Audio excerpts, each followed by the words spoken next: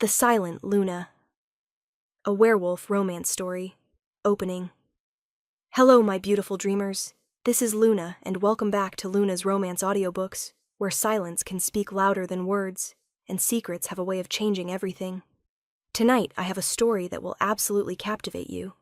A tale of a woman who chose silence to survive, an alpha king who sees past deception, and the moment when everything she's hidden comes crashing down.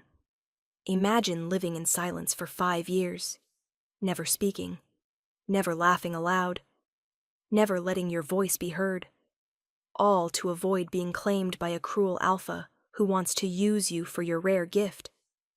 Now imagine the one person who discovers your secret is the most powerful alpha in the realm, the king himself, and he's not pleased that you've been lying to him. So settle in, my dreamers.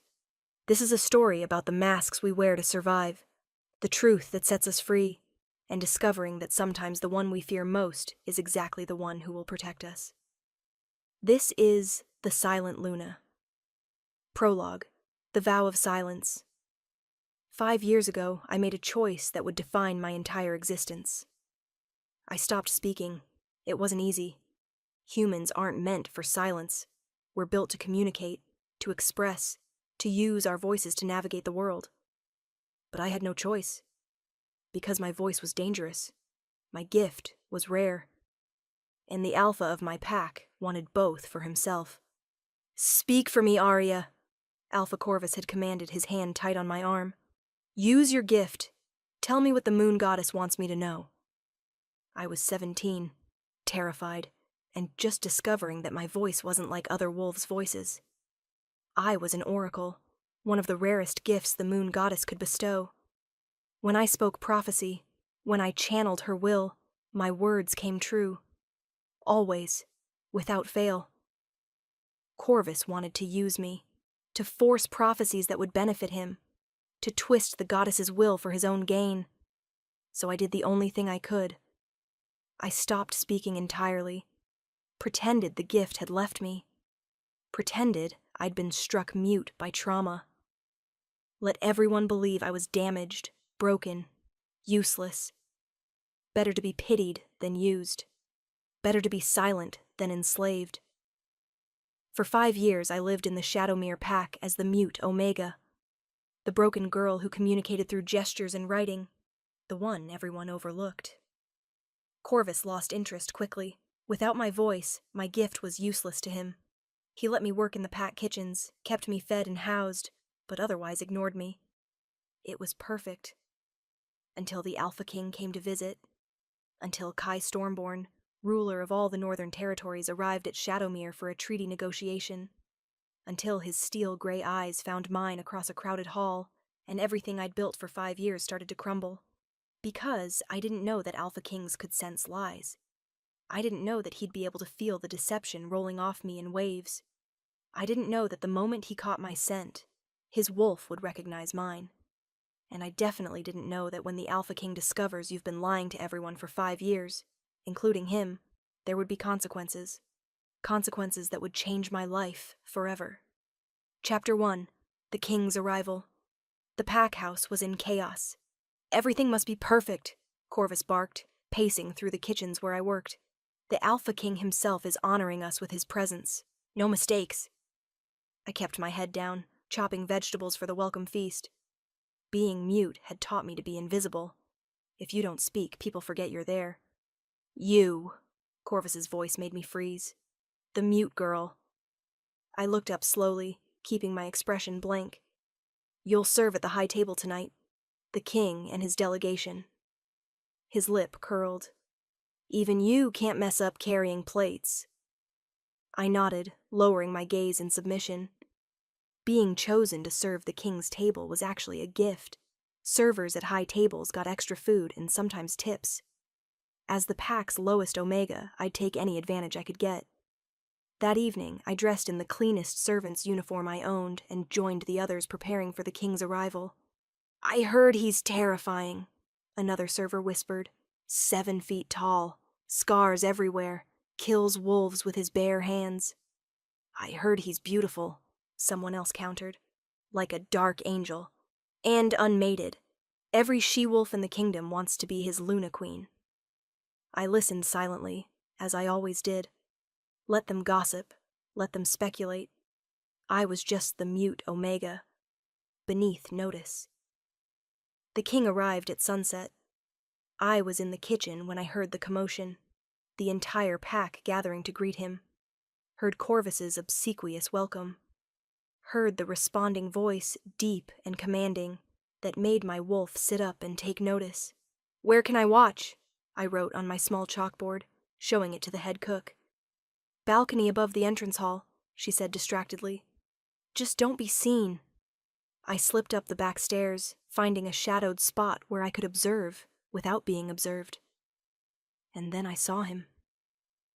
Kai Stormborn was not 7 feet tall, but he was easily 6'5", with a presence that made him seem even larger. Dark hair pulled back from a face that was indeed beautiful. Sharp features, strong jaw, eyes the color of storm clouds. He wore black, simple but clearly expensive. No crown, no obvious markers of royalty, but the power radiating from him was unmistakable. This was an alpha among alphas. A king who commanded with his presence alone. He was magnificent. And when his eyes swept the room, passing over Corvus, over the assembled pack members, and landed directly on me in my shadowed balcony, I forgot how to breathe. He couldn't possibly see me. I was hidden. Silent. Invisible, as always. But those gray eyes locked onto mine with laser focus, and I felt something slam into place. A recognition. A pull. An awareness that made my wolf howl inside me. No, this couldn't be happening. His nostrils flared like he was scenting the air. His eyes flashed gold for just a moment. Then Corvus was speaking, drawing his attention away, and I fled back to the kitchen before anyone noticed. But my hands were shaking, my heart was racing, and my wolf, silent for so long, was whimpering with need. What was that? What had just happened? "You!" The head cook thrust a tray at me. "High table, now! The king is seated." I took the tray with trembling hands and made my way to the dining hall. The high table was raised on a dais, giving the Alpha King and his guests a view of the entire room. I approached from the side, head down, trying to be invisible as I set plates before the various delegates. "And this is my beta Marcus," Corvus was saying, "and my head enforcer, James. All loyal wolves, Your Majesty." "Loyalty is admirable," the king said, his voice sending shivers down my spine, "when it's given to someone worthy." The subtle insult made several delegates cough. Corvus's smile became strained. I reached the king's place, setting down his plate with careful precision. "And who is this?" the king asked softly. My blood ran cold. He was talking about me. To me. "Just a servant, Your Majesty," Corvus said dismissively. "She's mute, damaged.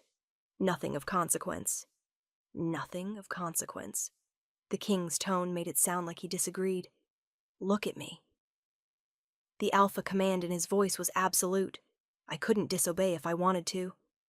I lifted my head, meeting those storm-gray eyes. The impact was immediate. That same recognition, stronger now that we were close. That same pull that made my wolf claw to get out. And from the way his eyes widened slightly, the way his hand tightened on his glass, I knew he felt it too. "What's your name?" he asked. I touched my throat, shook my head. The universal sign for I cannot speak. "She's been mute for 5 years, Corvus said. "Some trauma in her youth. She communicates through writing when necessary, but mostly she just exists." The king's eyes never left mine. 5 years. That's very specific. I nodded, keeping my expression neutral even as my heart hammered. "You understand me, though. Comprehend language." I nodded again. "Interesting." He leaned back, still watching me with that intense gaze. "You may go." I fled with relief, returning to the kitchen with my pulse racing. The rest of the evening passed in a blur. I served, I cleaned, I kept my head down. But I could feel him watching me. Every time I entered the dining hall, those gray eyes found me, tracked me, studied me like I was a puzzle he intended to solve. It was unnerving. It was terrifying. It was thrilling, in a way I didn't want to examine. After the feast, I was cleaning the high table when I realized everyone else had left. The delegates had retired. The servers had finished and gone to bed. I was alone. Or so I thought. You're a very good liar.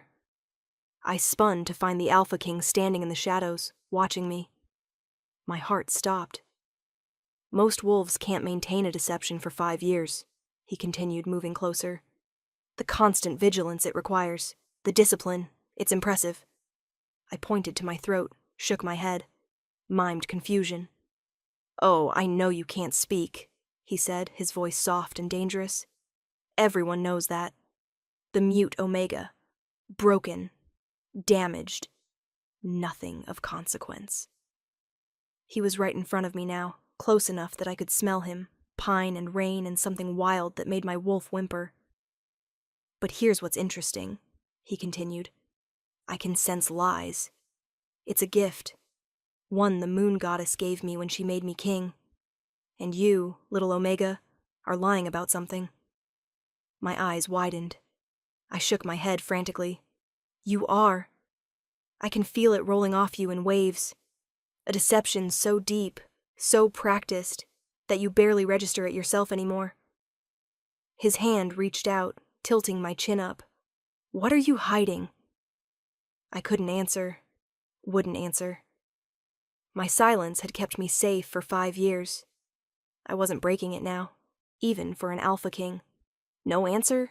Pity. His thumb brushed my jaw, and the contact sent fire through me.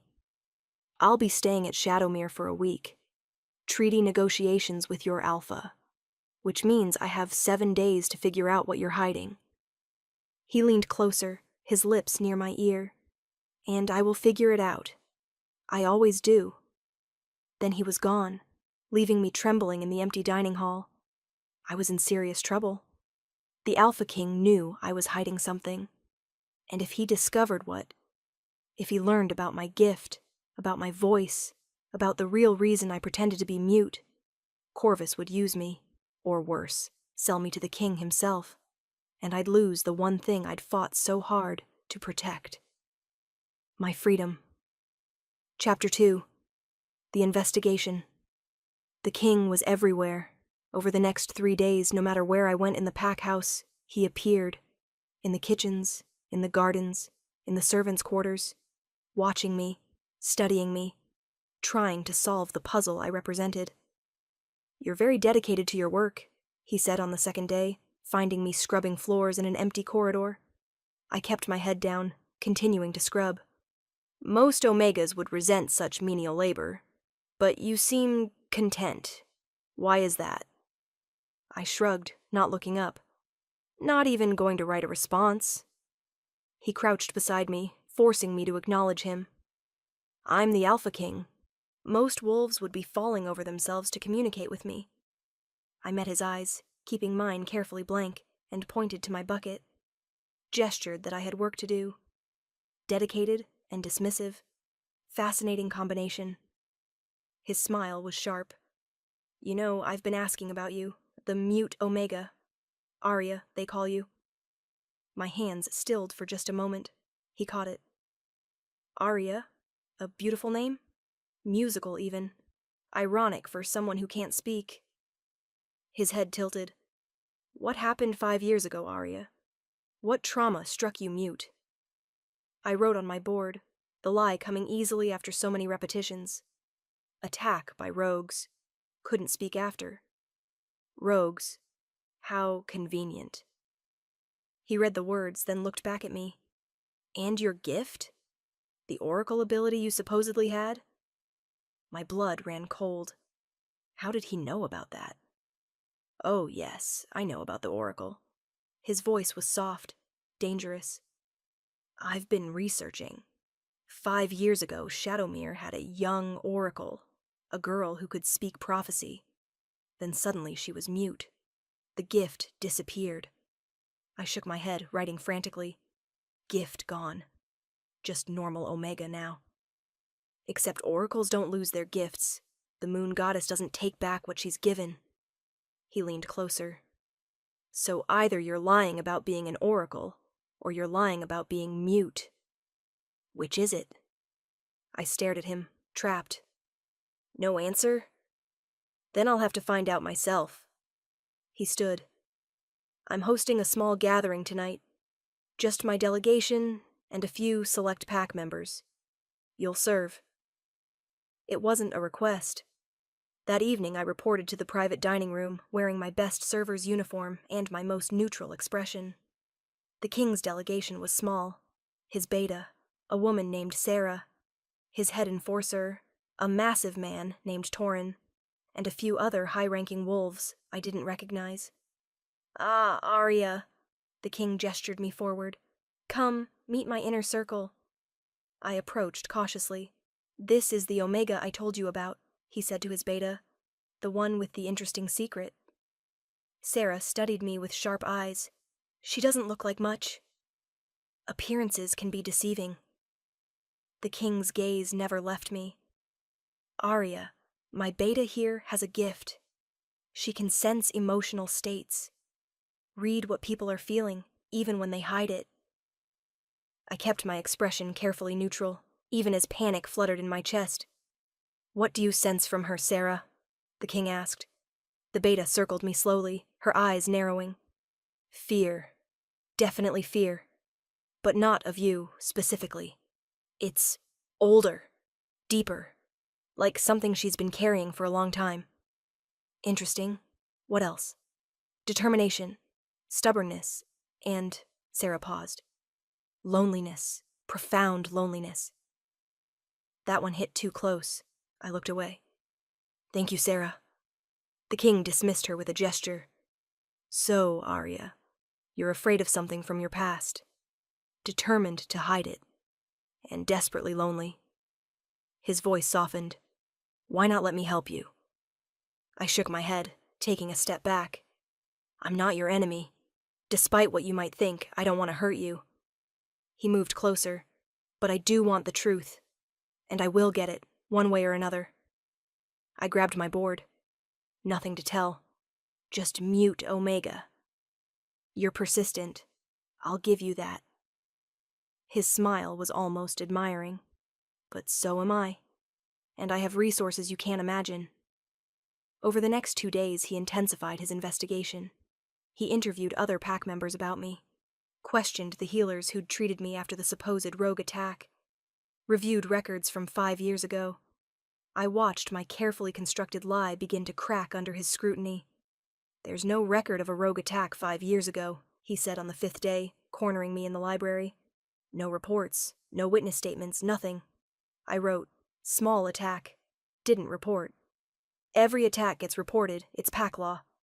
His eyes were hard. So either Corvus is incompetent, which I doubt, or you're lying about what happened. I had no answer that wouldn't dig me deeper. Here's what I think, he continued. I think something happened 5 years ago that made you choose silence. Not trauma, not rogues. A choice. You decided to stop speaking, and you've maintained that choice ever since. Too close. He was getting too close to the truth. The question is, why? What could make a young oracle give up her voice? Her gift? Her entire life as she knew it? I shook my head, writing desperately, Wrong. You're wrong. Am I? He took the board from my hands, setting it aside. Then prove it. Speak. One word. Show me I'm wrong. I stared at him, mute. You can't. Because speaking would reveal whatever you're hiding. Because your voice is the key to everything. My hands trembled. What are you so afraid of, Arya? His voice gentled. What happened that was so terrible you've spent 5 years in silence? I wanted to tell him. Wanted to explain about Corvus, about the forced prophecies, about choosing freedom over my voice. But I couldn't. Because if Corvus found out, if he knew my gift still existed. The king's hand touched my face, gentle despite his intimidating presence. Let me help you. Whatever you're hiding from, whatever you're afraid of. I can protect you. I pulled away, shaking my head. Stubborn. But he was smiling slightly. Fine. Keep your secrets. For now. As he walked away, I sagged against the wall, my heart racing. 5 days down. 2 days until he left. I just had to hold on a little longer. But that night, everything fell apart. Because Corvus discovered the king's investigation. And he decided to force my hand in the worst possible way. Chapter 3. The Revelation. I was sleeping when they grabbed me. Strong hands yanking me from bed. A cloth over my mouth. Not to silence me. I was already silent, but to muffle any struggle. I was dragged through dark corridors to Corvus's private study. He was waiting, along with his beta and 2 enforcers. The mute Omega. Corvus circled me like a predator. I've been hearing interesting things. The Alpha King has taken quite an interest in you. I kept my expression neutral, though my heart hammered. He's been investigating, asking questions about the rogue attack, about your past, about your gift. Corvus's smile was cruel. He thinks you're hiding something. I shook my head. Don't lie to me. His hand shot out, gripping my throat. Not choking, but threatening. I know you, Arya. Raised you from childhood. I know when you're deceiving. I couldn't breathe. Couldn't move. Here's what's going to happen, Corvus said softly. Tomorrow, the king concludes his treaty negotiations. There's a formal ceremony, signing, witnesses, the whole spectacle. And you're going to be there. I shook my head frantically. You are. And you're going to speak. His grip tightened. You're going to use your oracle gift. Speak a prophecy that ensures this treaty favors me. Ensures my pack's dominance. No, I couldn't.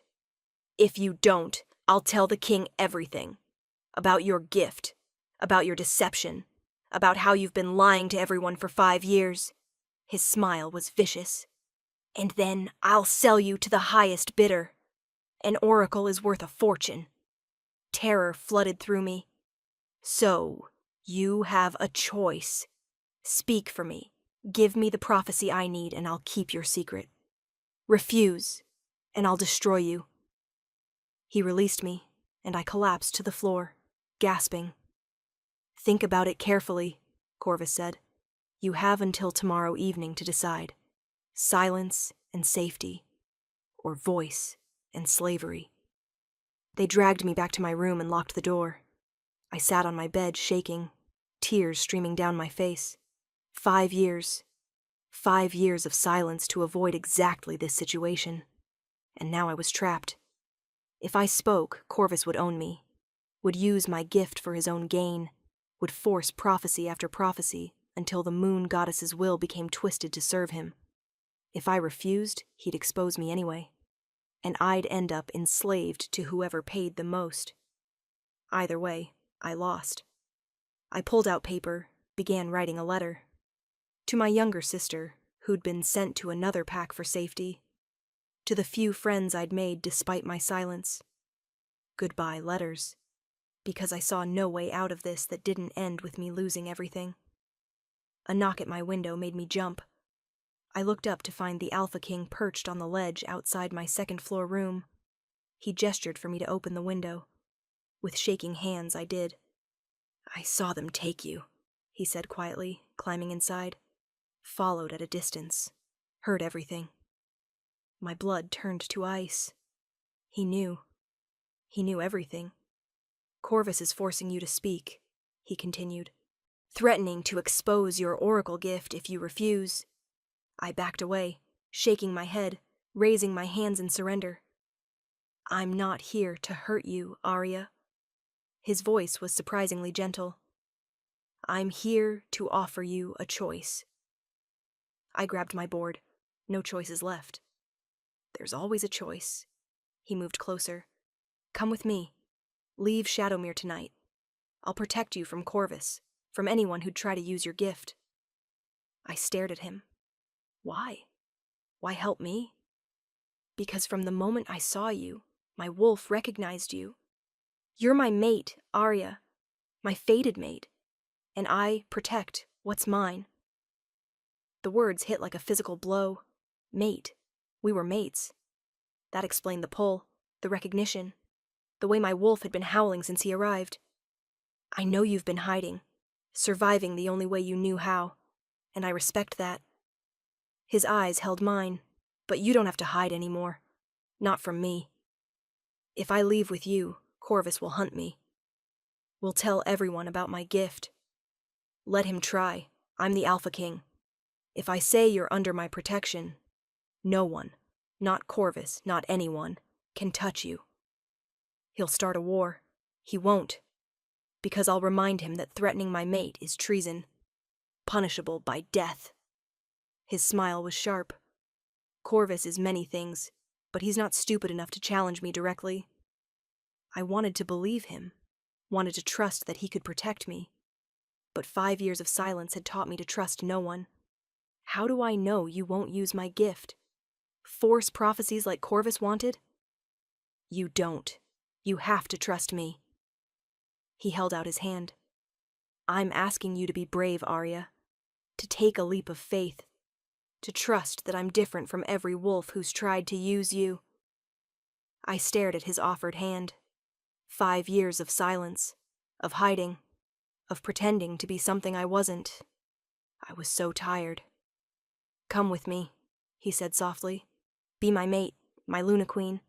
Let me show you that your voice, your real voice, is precious. Not a tool to be used, but a gift to be cherished. I took his hand. The moment our skin touched, the mate bond blazed to life. Golden and perfect and absolutely certain. We leave now, he said. Pack only what you need. My guards are waiting. I grabbed a small bag, threw in a few belongings. My letters, my board. At the window, I hesitated. If I do this, if I leave, there's no going back. I know, but Arya? He turned me to face him. You've been silent for 5 years to survive. Don't you want to live instead? I did. Moon Goddess, I did. I nodded. Then trust me. Trust us. He helped me out the window, and we climbed down to where his guards waited. Sarah was there, looking unsurprised. Your Majesty. And the mate. We're leaving. Now, before Corvus realizes she's gone. They moved with military precision, escorting us through the darkness to where horses waited. The king lifted me onto his horse, climbing up behind me. Hold on. We rode through the night, leaving Shadowmere behind, leaving 5 years of silence behind, leaving my old life behind. And as dawn broke over the horizon, the king leaned down to whisper in my ear, when you're ready, when you feel safe, I want to hear your voice, your real voice. Not because I demand it, but because you choose to share it with me. I turned to look at him, this Alpha King who'd discovered my secret and offered protection instead of exploitation, and I made a choice. I opened my mouth, and for the first time in 5 years, I spoke. Thank you. My voice was rusty from disuse, barely above a whisper, but it was mine. The king's eyes widened, then blazed gold with joy. Your voice, he breathed. It's beautiful. I'm Arya, I said, testing the sound. And I'm an oracle, and I've been silent for 5 years to avoid being used by my alpha. Not your alpha anymore. His arms tightened around me. You're mine now, my mate, my Luna, and I swear on my crown, no one will ever use you again. I believed him, and as we rode toward his kingdom, toward a new life, I felt something I hadn't felt in 5 years. Hope. Chapter 4. The Voice Returns. The king's palace was magnificent, all soaring towers and elegant architecture, set on a cliff overlooking the sea. Welcome home, Kai said as we arrived at dawn. Home. The word felt foreign. I'd been homeless for so long. A servant, an omega with no place, no voice, no future. Now I was supposedly the Luna Queen. It was overwhelming. I know this is a lot, Kai said, helping me dismount. We'll take it slow. You don't have to be Luna Queen immediately. First, you just need to rest, to heal. Sarah appeared, all efficiency. Your Majesty, chambers are prepared. Healers standing by. And the council is demanding an audience. The council can wait. Kai's voice was firm. My mate needs rest. Your mate? Sarah's eyebrows rose. Official or, we haven't completed the bond yet.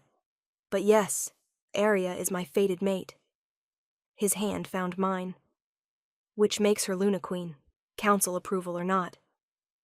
He led me through halls that felt too grand, too elegant, too far removed from the servants' quarters I'd called home. These are your chambers, he said, opening ornate doors. Connected to mine, but private. Your own space.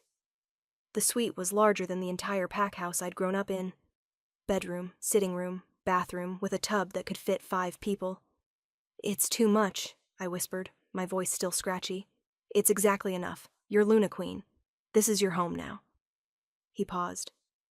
Unless you'd prefer somewhere smaller? I can arrange... No, I turned to face him. Why are you being so kind? You barely know me. I've been lying to you for a week. You're my mate, chosen by the moon goddess herself.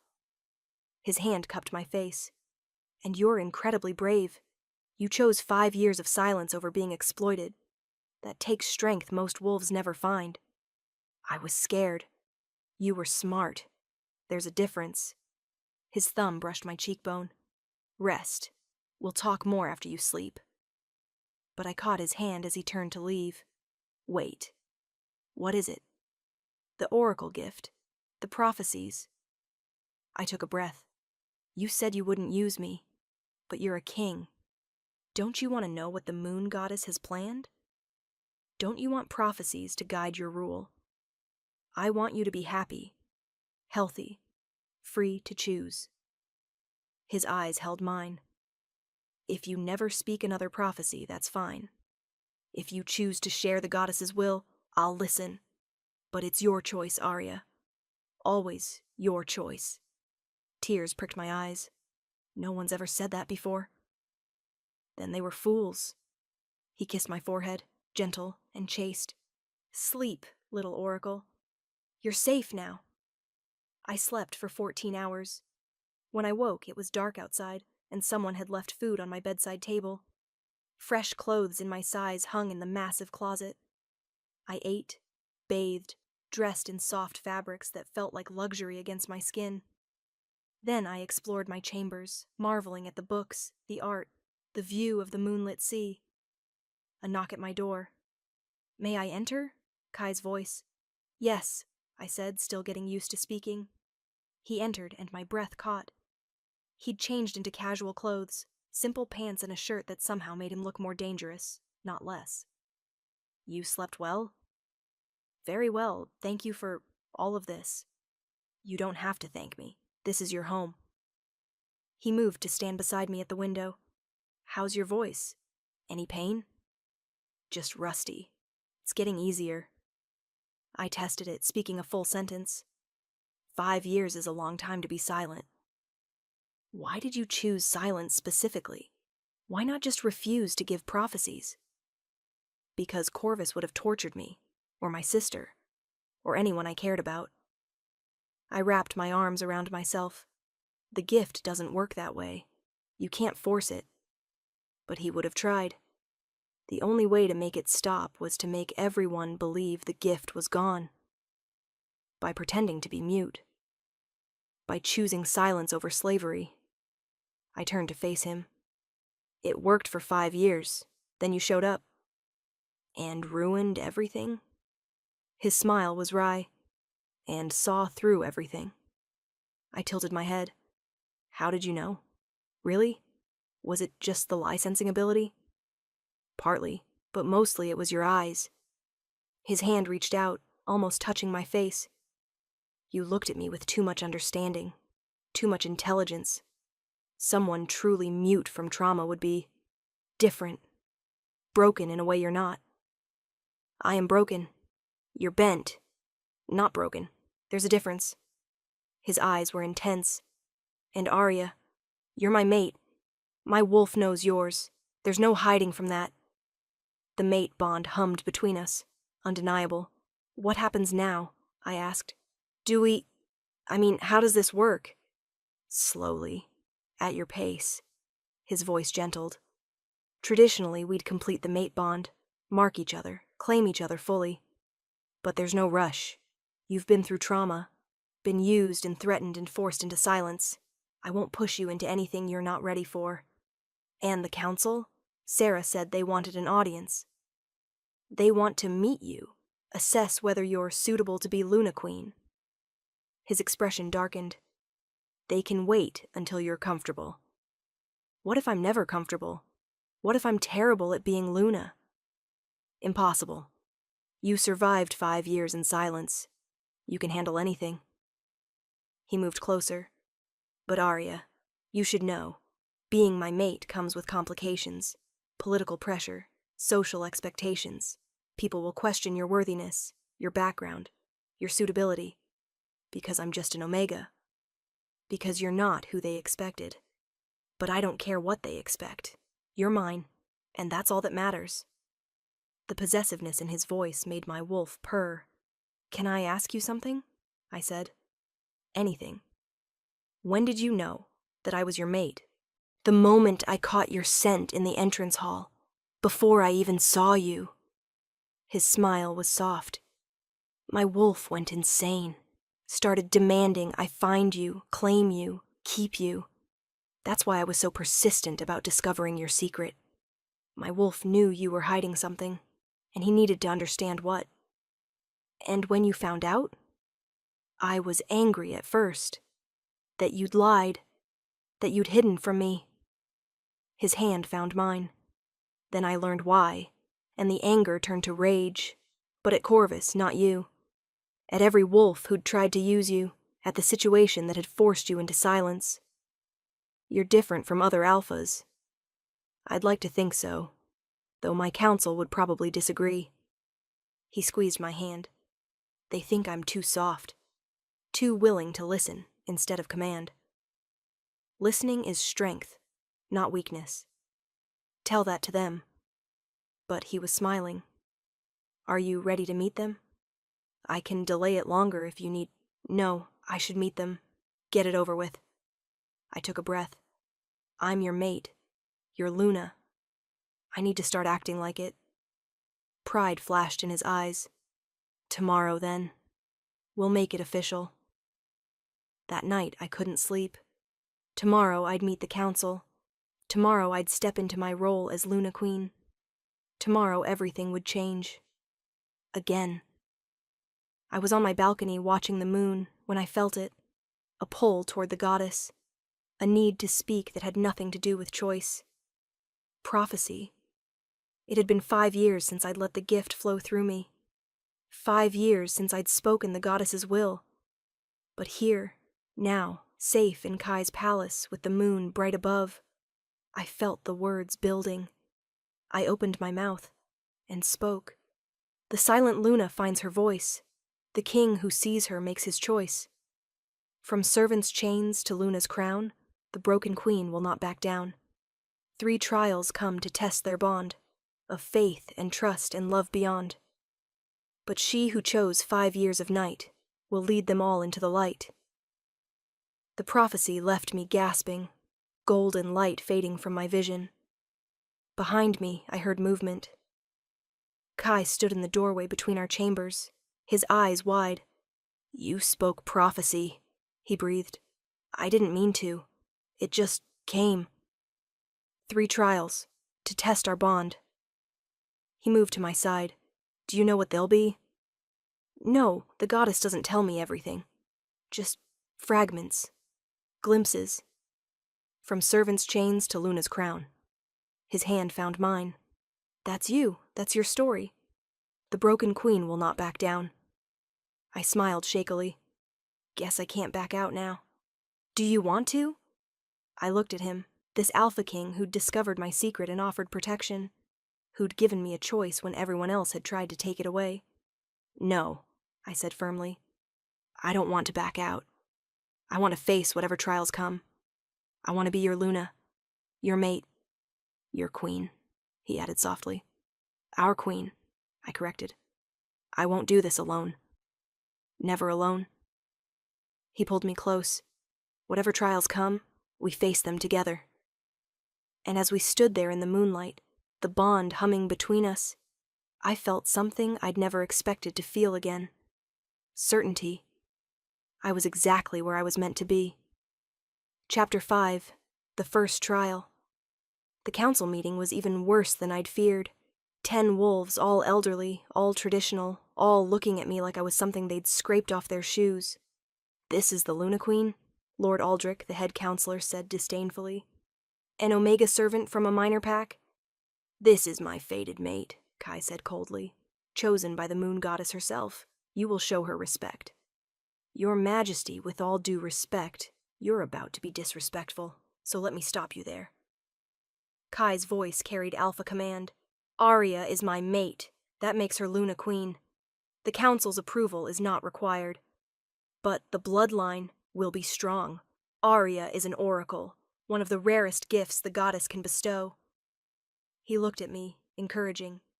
Show them. I'd been dreading this moment, but I stood, met each council member's eyes, and spoke. I am Arya, oracle of the moon goddess. I was silent for 5 years to avoid exploitation by my former alpha. I am an Omega by designation, but Luna by fate.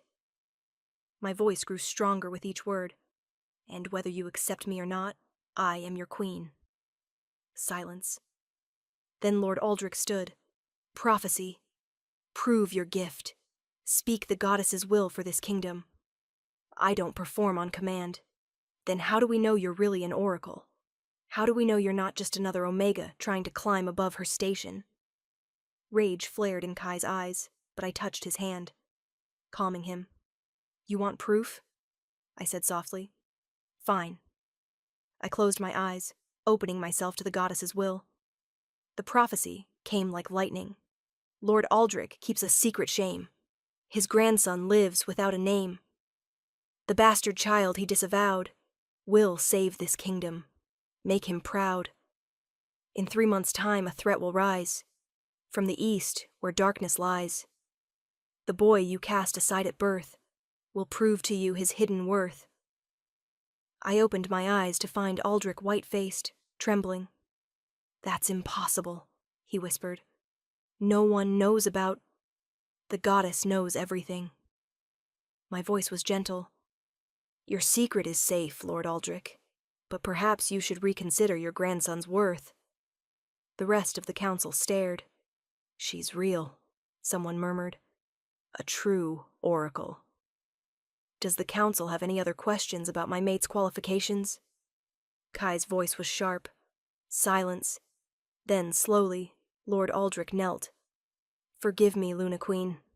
I spoke out of prejudice and ignorance. The rest of the council followed, dropping to their knees. I'd passed the first test, but the trials the prophecy had mentioned, those were just beginning. The first trial came 2 weeks later. I was settling into my role as Luna Queen, learning court politics, meeting pack members, establishing my authority. It was harder than I'd expected. Every day brought new challenges, new wolves who questioned my worth, new situations I had no idea how to navigate. You're doing well, Kai assured me one night. I feel like I'm drowning. That's normal. I felt the same way when I became king. His arms wrapped around me. But you're not drowning. You're learning to swim. What if I fail? What if I'm not strong enough for this? Impossible. You survived 5 years of silence. You can survive anything. I wanted to believe him. The next day, the trial arrived in the form of an emissary from Shadowmere, Corvus demanding my return. She's my pack member, his messenger declared. Taken without permission by your king. We demand her return. Arya is my mate, Kai said coldly. Under my protection. She's not going anywhere. Then we invoke the old laws. Trial by combat to determine ownership. My blood ran cold. No.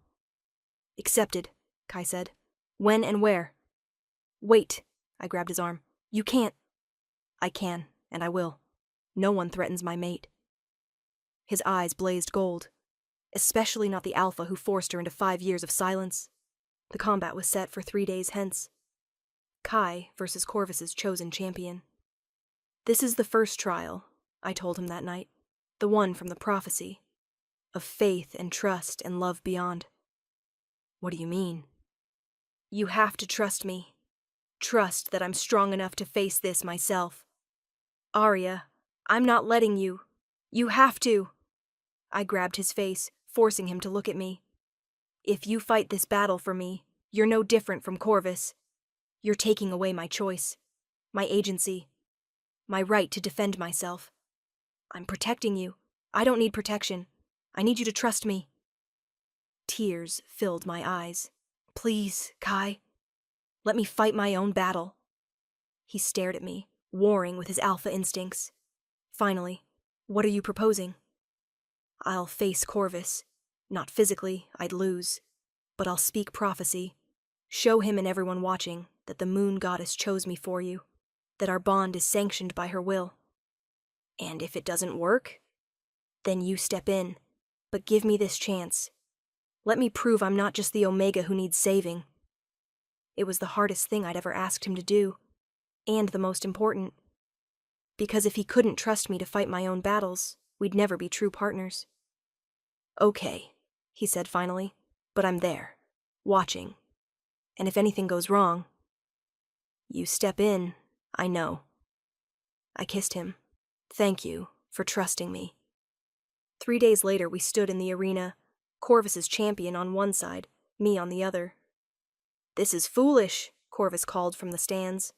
The girl can't fight. She's just an Omega. She's Luna Queen, Kai replied, and she's about to show you why the moon goddess chose her. I stepped forward, opened myself to the goddess, and spoke. Alpha Corvus, you sought control, used fear to buy the oracle's soul. But she who chose 5 years of night now stands before you, clothed in light. The goddess sees your greed and shame, your twisted use of her sacred name. Release your claim, admit defeat, or face her wrath, her justice sweet. Golden light poured from the sky, surrounding me. The goddess's presence, visible and undeniable. Corvus's champion dropped to his knees, then Corvus himself, trembling. Forgive me, he whispered. Forgive me, Oracle. Forgive me, Goddess. The goddess grants mercy to those who seek it, I said, the prophecy still flowing through me. But Corvus, if you ever threaten me or mine again, her mercy will run out. The light faded. I swayed, exhausted. Kai was there instantly, catching me. You did it. We did it. I smiled up at him. You trusted me. That's what mattered. He kissed me, not caring about the audience. My brave, brilliant mate. The first trial was complete, but 2 more remained, and I had a feeling they'd be even harder than the first. Chapter 6. The second trial. The second trial came from within. A month after defeating Corvus's claim, I was settling into my role as Luna. The pack was warming to me. The council respected me. Even Lord Aldrich had become an ally after I'd reunited him with his grandson. Everything was perfect. Too perfect. Something's wrong, I told Kai one night. What do you mean? The prophecy mentioned 3 trials. We've only faced 1. I paced our chambers. The second one is coming. I can feel it. Then we'll face it together. What if we can't? What if it's something that tears us apart? Nothing will tear us apart.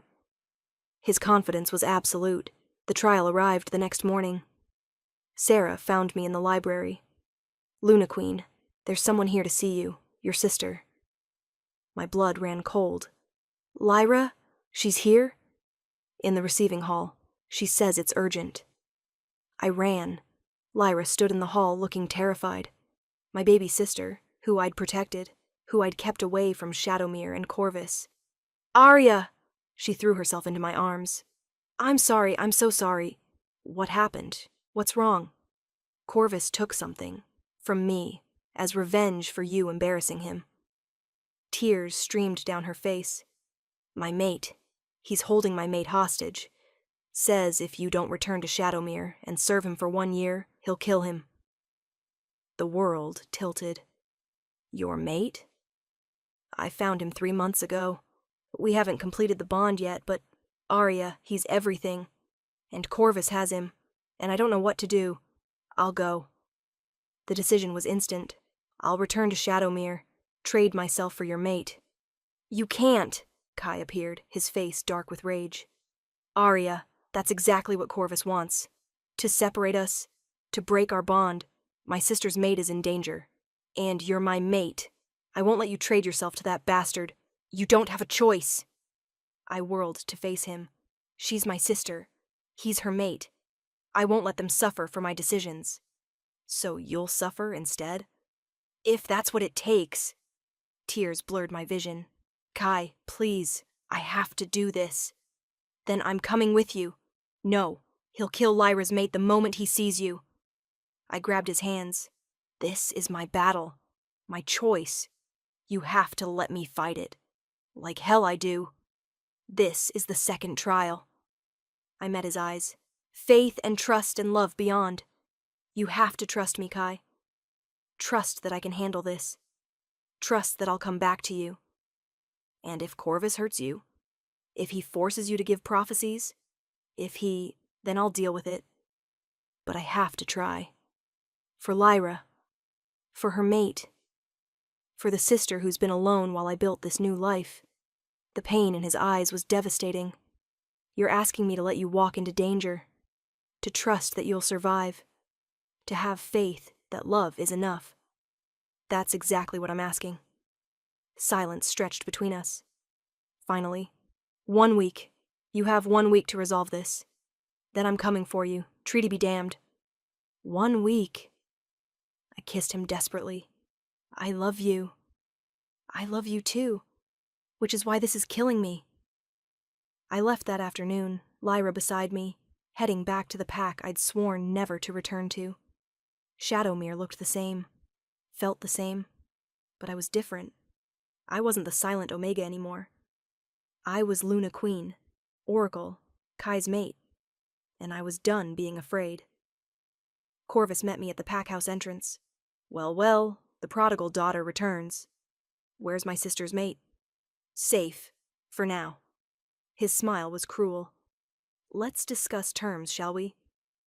We negotiated for hours. He wanted prophecies, wanted me to speak the goddess's will for his benefit. No, I said firmly. I won't pervert the goddess's gift. Then your sister's mate dies. Then you'll answer to the Alpha King. I stood my ground. And to the moon goddess, who doesn't appreciate her oracles being used. You think I'm afraid of your mate? I think you should be. He's probably planning your destruction right now. Corvus hesitated. He knew Kai's reputation, knew the king's power. 3 prophecies, he finally said.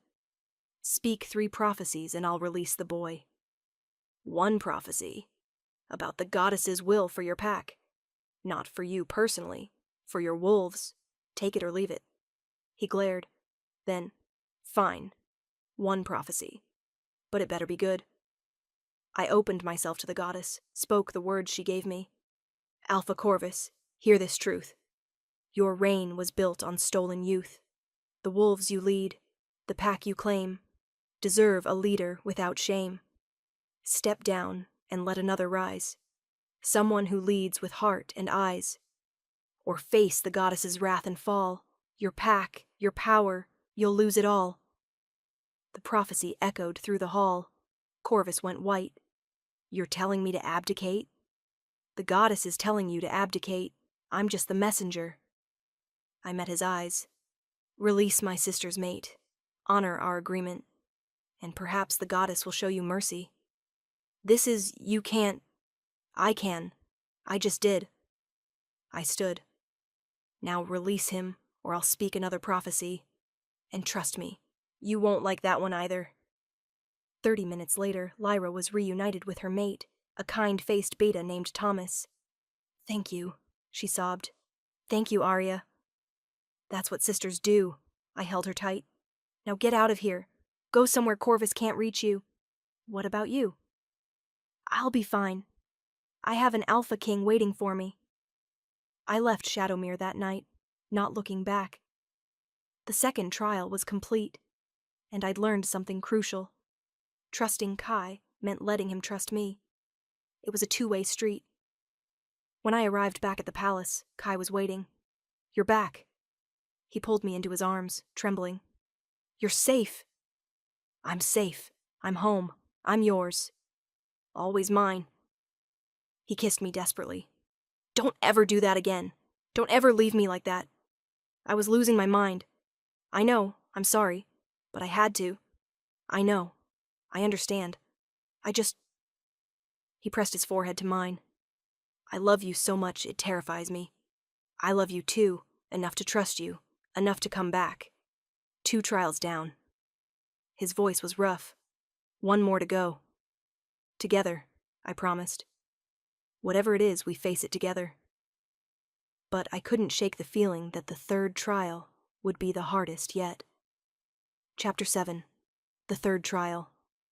The 3rd trial came exactly as the prophecy predicted. From the east, where darkness lies, an army, massive, organized, led by a rogue alpha named Darius, who'd been building power for years. "He's declaring war," Kai said, reading the formal challenge. "Claims I'm unfit to rule, that the kingdom needs stronger leadership." "This is about me, isn't it?" I said quietly. "About you choosing an Omega as your mate." "Probably. Darius is traditional, believes in the old hierarchy. An Omega Luna Queen offends his sensibilities. Then let me fight him. Let me..." "No." His voice was absolute. "This is my battle. My kingdom. I won't hide behind my mate. But if I spoke prophecy, then you'd be doing exactly what I asked you not to do. Making yourself a target. A tool." He cupped my face. "I love that you're brave. That you want to fight beside me. But sometimes the bravest thing is letting your mate protect you. That's not fair. You let me fight Corvus. Because that was your battle. Your past. Your choice." His eyes were intense. "This is different. This is a rogue alpha challenging my rule. If I don't face him, I look weak. The kingdom fractures. And if you lose, I won't." His confidence was absolute, but I'd seen Darius's reputation. He was older, more experienced, brutal in combat. "Kai, please, trust me. Like I trusted you with Corvus. Like I trusted you to come back from Shadowmere." He kissed my forehead. "Trust that I'm strong enough to protect us both." The 3rd trial. Faith and trust and love beyond. "Okay," I whispered. "I trust you."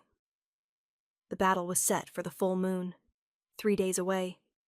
I spent those days in agony, watching Kai train, prepare, knowing he was about to face an enemy who wanted him dead. "You're worrying," Sarah said, finding me in the library the night before the battle. "Of course I am. The man I love is about to fight to the death. He's the strongest alpha I've ever seen. He'll win. You can't know that. I can. Because he has something Darius doesn't. Something worth fighting for." She smiled. "You, his mate, his Luna, his reason to survive." That night I couldn't sleep. I stood on my balcony, watching the moon rise, and felt the goddess's pull. Another prophecy was coming. I opened my mouth and spoke. "The king will face the eastern threat, with strength and honor, no regret. But she who chose 5 years of night must stand beside him in the fight, not with sword or claw or fang, but with the voice that once rang. Speak the truth, reveal the lie, or watch your fated mate die." The words left me gasping. Behind me, Kai stood in the doorway, having heard everything. "I have to fight beside you," I said. "The prophecy says you'll use your voice. Not that you'll physically fight. His expression was troubled. What truth needs revealing? What lie? I don't know. The goddess doesn't tell me everything. Then we'll figure it out. Together. The next day we rode to the battlefield, a neutral field where wolf law allowed challenges. Darius was waiting, massive and scarred, his forces behind him. "Alpha King Kai," he called. "Ready to die?" "Ready to defend my kingdom and my mate." Kai dismounted. "Let's begin." They shifted, two massive wolves circling each other, preparing to fight. The battle was brutal, savage, devastating. Kai was good, better than good. But Darius was older, more experienced, fighting with a desperation that made him dangerous. I watched, my heart in my throat, as they tore into each other. Then I saw it. The moment Darius fainted left, Kai followed, and Darius's jaws closed around Kai's throat. "No, no." The words came without thought, without planning, pure prophecy flowing through me. "Darius the rogue, you speak of honor, but your past reveals you're a mourner. The mate you lost, the love you killed, with jealous rage, your bond you spilled. You claim the king is weak for loving, but your own heart is unattractive. You fight him now to prove your worth, but can't escape your cursed birth. Step down and live, or fight and fall. The goddess judges one and all."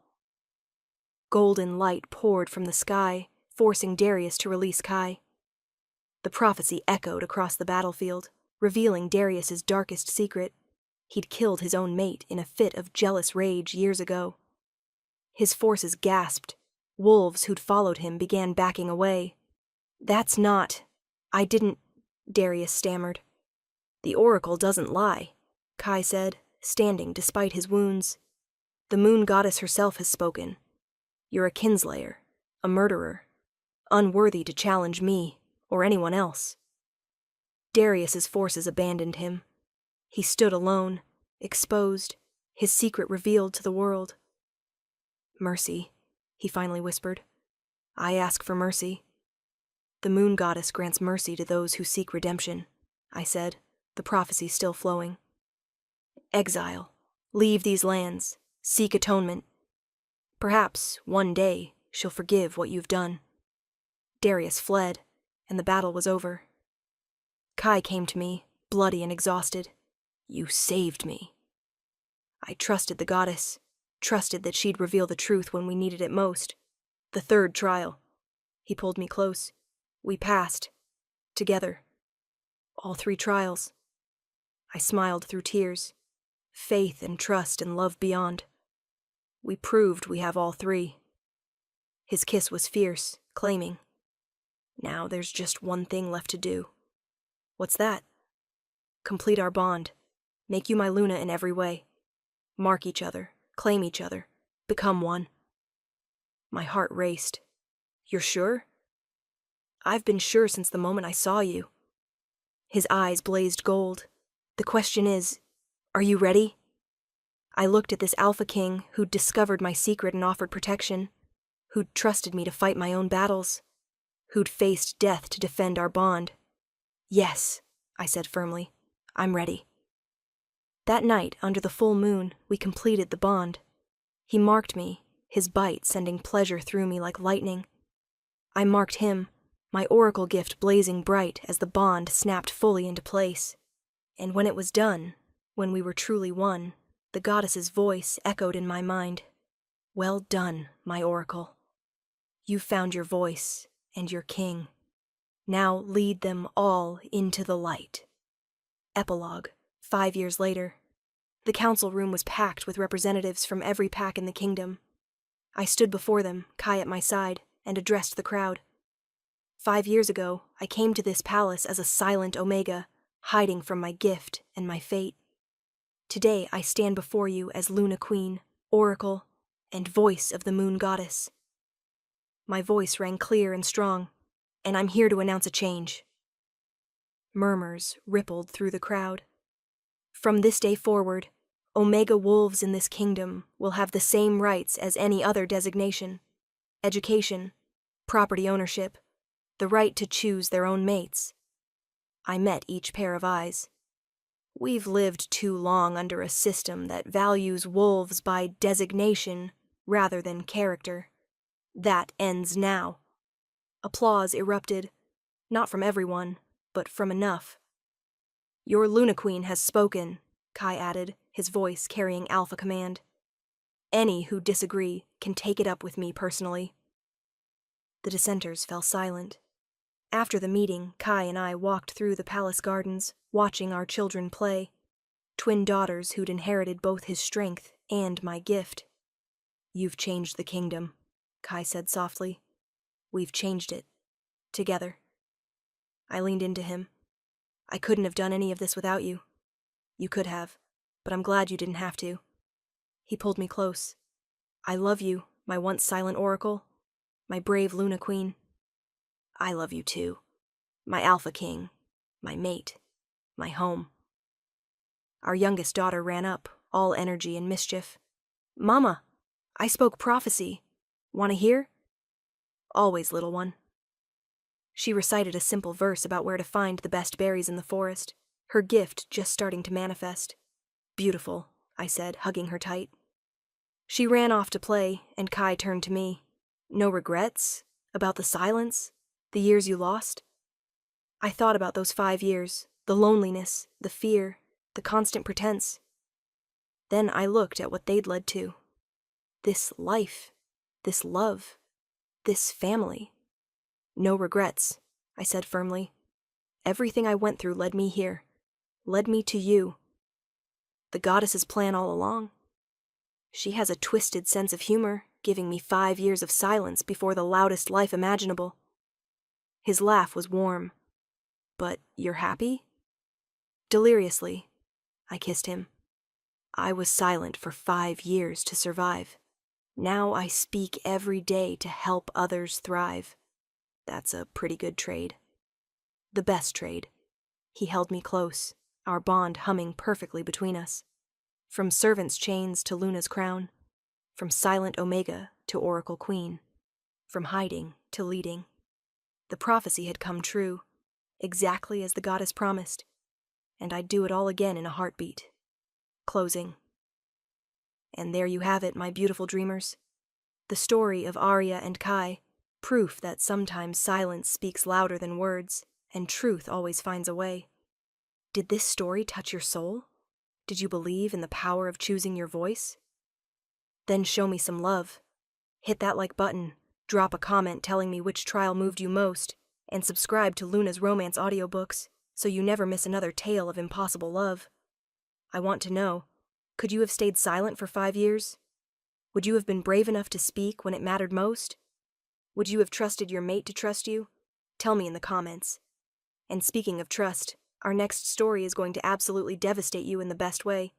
It's called Sold to the Beast King, and it follows a she-wolf auctioned off to pay her father's gambling debts, purchased by the most feared alpha in the realm, the one they call the Beast.